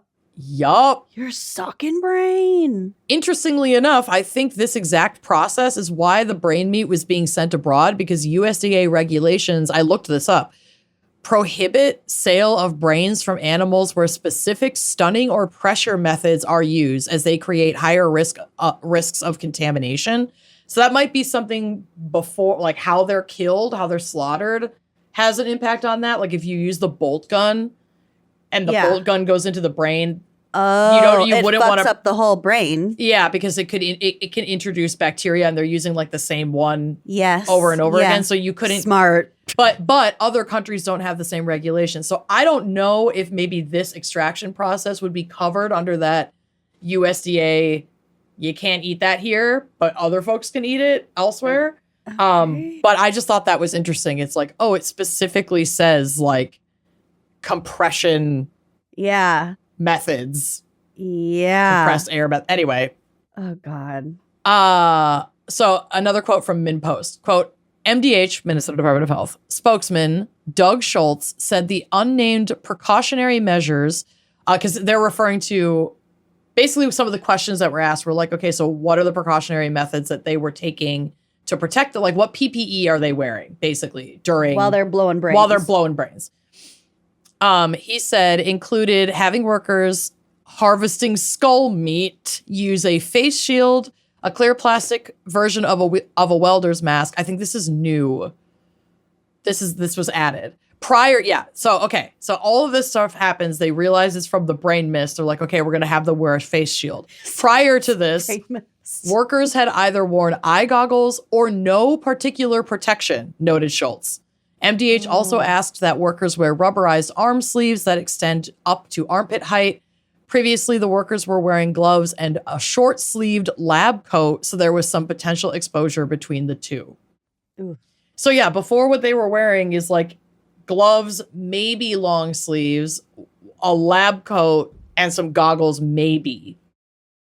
Blowing There's a brain. picture on the drive. So their nose and mouth was all Exposed, just breathing. So there's a picture on the drive. It's from an academic article. So it was like a PDF that I had to take a screenshot of, and it's super pixelated. But this is a picture of someone using one of these compressed air devices. So it like you slap the back of the head like onto this flat thing that has like an air hose, like a metal air hose, like sticking out of it. And then you use that to like loosen up and extract all the brain matter that then gets like set aside to go into like canned and It's so grisly. It's so grisly. Yeah, that picture's gnarly. We probably won't put that on the blog, but I thought I'd bring it for you. Thanks. As workers inhaled this brain mist, the foreign pig brain matter entered their systems through mucous membranes. This triggered a catastrophic autoimmune response. The workers' immune systems produced antibodies to attack the foreign pig brain proteins that they don't recognize. They're like, get this out of here. But those same antibodies began attacking the workers' own nerve tissue, like getting overreacting and getting confused between like what's pig brain and what's this like specific nerve tissue that we're about to talk about. Killing nerves and causing the debilitating paralysis and numbness in some patients. MRI, magnetic resonance imaging of the patient's spinal cords and electrical testing of the affected nerves showed that the protective casing of the nerves was being destroyed. Many of the nerves in the human body are wrapped in a fatty sheath called myelin. This myelin casing insulates the long tentacle of each neuron, similar to the way household copper wire is insulated by a plastic sheath. The protective covering allows the nerve to conduct impulses much more quickly. They say 5 to 50-fold faster than these affected patients, and much more efficiently, using 100 times less energy. When this myelin sheath is damaged or demyelinated, nerve conduction slows down and begins to malfunction, firing irregularly, a toaster on the blink, if you will. Sometimes the nerve itself, the copper wire, can be injured as well. Either way, sensation is altered and often becomes painful, and the muscles weaken under a barrage of irregular nervous impulses. End quote. It's like a really intense neuropathy. Yeah. Just like nerve damage because your immune system is in hyperdrive trying to get this brain matter out of your body. It's so gross to think that it's like, oh, is this me or is this pig brain? Yeah. Ugh. The CDC officially named the condition Progressive Inflammatory Neuropathy, or PIN, in early 2008, giving a name to the bizarre illness they hadn't seen before. Because it was an autoimmune disorder, doctors turned to immunotherapy, including steroids and other medications designed to suppress the immune system. So that like stops the progression of the disease of PIN, but it's really hard to get nerve function back after that like myelin and the nerves inside have been damaged. Oh my God, all those people are fucked. And so a lot of these people have like likely lifelong disability because I hope they're suing the fuck out of them. Well, I don't have a lot of updates on that. And the last article that I could find was from like 2010 and it didn't seem super promising. So, and remember, a lot of the affected employees are immigrants who do not speak English as a first language. And so it's even harder for them intentionally to navigate workers' compensation, to get proper representation, to be believed. Yeah. Some probably don't want to file at all if they're undocumented. Like, what are, the options are not great. They're not great. So yeah, consumption of the brain matter didn't seem to be a problem, at least. Quote, after liquefaction, The swine brains from QPP were pooled into containers and shipped to Asia or South America, where such things are stir-fried or scrambled. Eating nerve tissue doesn't seem to carry a risk for acute disseminated encephalomyelitis, or PIN. There's like 2 different versions of it. Presumably because the heat of cooking and the digestive process destroys the proteins that stimulate the immune response. That doesn't happen when a protein is inhaled into the lungs or absorbed through the skin, as it was at the pork plants. In a study of 24 affected workers, researchers found that 16 of the 17 patients treated with immune therapy showed improvement, so that's good. Okay. Even those who were not treated began to stabilize once they were removed from the environment where the pig brain mist was present.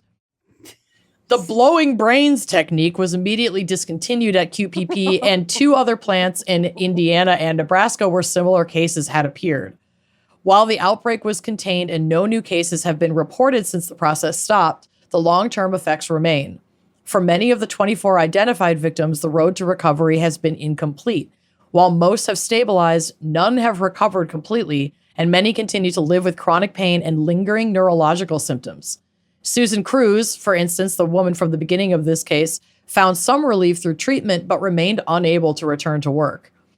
And like I said, the last article I could find with updates was an NPR piece from 2010 that said, quote, all the workers have received medical benefits, but only some have gotten anything for lost wages or disability. 13 of the sickened workers still have claims pending, according to plant officials. Miriam Angeles Perez, 27, is among the undocumented workers trying to navigate the workers' compensation process. Since her diagnosis, she still struggles to care for her daughters, who are 5 years old and 5 months old. Quote, it's very hard to think that before I could do anything, Perez said in Spanish at her home in Austin. I could work, I could take care of my daughters. Now, even though I want to, I can't do that. I can't carry them, I can't play with them. If they fall, I can't even lift them up. Oh, that's so sad. I know. So I mean, I'm not. And she's 27. 27, 2 kids, and now has likely lifelong nerve damage from her job. Oh, and she's my undocumented, God. so getting workers' comp or disability, which are like, you know, systems, government-backed systems, is barely an option. It's like, what does she do? Yeah, and this was in 2016. No, this was in 2006. Oh, shit. And okay. that article was from 2010 that had that quote from her. So it was already 2 years at least since they like named what this was, 4 years since people started getting sick at the plant, and she still hadn't gotten compensation. She was still navigating that process. And then I couldn't find more recent articles about it, probably because no one's going to be like really following the news of these 24 folks or whatever in Austin, Minnesota. I just don't think people care enough for that brain to be blowers. Yeah, for that to be like important news. Obviously, this was a big deal at the time and affected obviously this city greatly, but like it was a big deal in greater Minnesota because, you know, we've got our claims to fame and Austin's one of them. But yeah, so if anybody listening remembers that time or has any information about how some of these people might be doing now, if they've received compensation, I couldn't find that information online. Yeah. But I'd love to know. I'd love to know how they're doing because this sounds fucking awful. I mean, it is. I know firsthand that like nerve damage is not a fun experience. It's pretty terrible. And neuropathy is pretty terrible. But like this is way worse than anything that I've experienced as a diabetic. Not to say that, you know, other diabetics haven't, but like this is intense. And how quickly it was happening. Like once it started, it was like, you know, within a couple of weeks, this woman, that Susan Cruz, whatever, she could barely walk. Yeah, they didn't know what was going on. And how do you tell your body to just quit doing that? Hey, cut that out. I can't walk anymore. Oh, okay. You probably have gallstones. Jesus. Thanks. Well, you're a little overweight. I can't walk anymore. Oh, have you tried walking every day? Oh, shit. No. Sorry, you were inhaling pig brain matter mist. mist. Yeah. Oh, okay, fair. That Didn't was see that my coming. other guess, though. That was my Isn't other that guess. crazy? Yes. I knew that you would be into it. The second I saw brain blowing, I was like, well, I'm locked in. Yep. Mysterious illness, brain blowing. Okay, because I had originally Googled, like, because don't love, obviously they're fucking horrifying, but I'm fascinated by a prion disease. Oh my God, yes. So I was hoping I could find something like that, and instead found this like NPR headline that's like mysterious illness at Minnesota pork plant, and I was like, what? It's not unlike a prion disease, though. I mean, so another article I was reading talked about the science, and I didn't include it because I barely understood it, but they said it was distinctly different from a prion disease, but that the way that this like courses through the body without being like fatal, but behaves more like rabies. Oh, rabies. Like causes this like massive like inflammatory response, and then you're like and damage to your nerves and like firing of, because that's rabies like is also like fucks up your nervous system, like kills you by like choking out your nervous system basically, and like changing how your brain is wired, and it's terrifying. But yeah, that's what they said this operated. It looked more similar to something like a rabies and was distinctly not a prion disease, and that those were much less common in pigs. Okay. But yeah, fascinating stuff. I'm glad that obviously just getting rid of that fucking method of brain matter extraction, brain meats, out of there was, it was a simple solution, but how many people had to suffer to figure out, oh, maybe we should not force our employees to breathe in the blood and guts of pigs. Yeah. Maybe we should provide proper PPE so that our employees can be safe at work. I hope that they have implemented changes and that they have stuck. Well, yeah, I mean, according to this, they have, and they hadn't seen a case, like the Austin Medical Center hadn't seen a case since they changed it. So clearly they figured it out, but damn. And good on that interpreter for approaching a doctor and asking the right questions. And like, because I mean, how long would it have taken for even the systems of bureaucracy within the same hospital, the different doctors of the different cases to overlap before anybody fucking noticed? If she hadn't spoken up, who knows how many people slipped right through. They're rotating their shifts at the head table. Nobody wants the head table anymore. Nobody wants the head table. Anyway, so Lizzie, think about that the next time you go ham for your ham. Think about that. Think With about your ham boys. Think about all the people's nerves. So many nerves. That suffered for all of us to have our ham. And be grateful. Thanks, grateful. sufferers. We're grateful to you. We're grateful to you. Thank you so much for listening. Thanks. Lizzie. Shout out to the Ham Boys. Lizzie and the Ham Boys. Shout out to the Ham Boys. Thank you so much for your fan pick episode.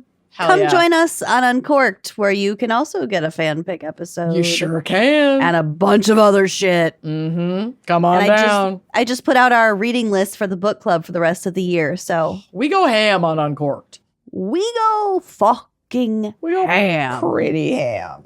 All right. Well, thanks for listening, and we'll see you next week. Hot Girl Summer. Bye-bye. Like what you see? Check out more episodes and become a member to unlock exclusive content. Yeah, don't forget to like, comment, and subscribe. Bye.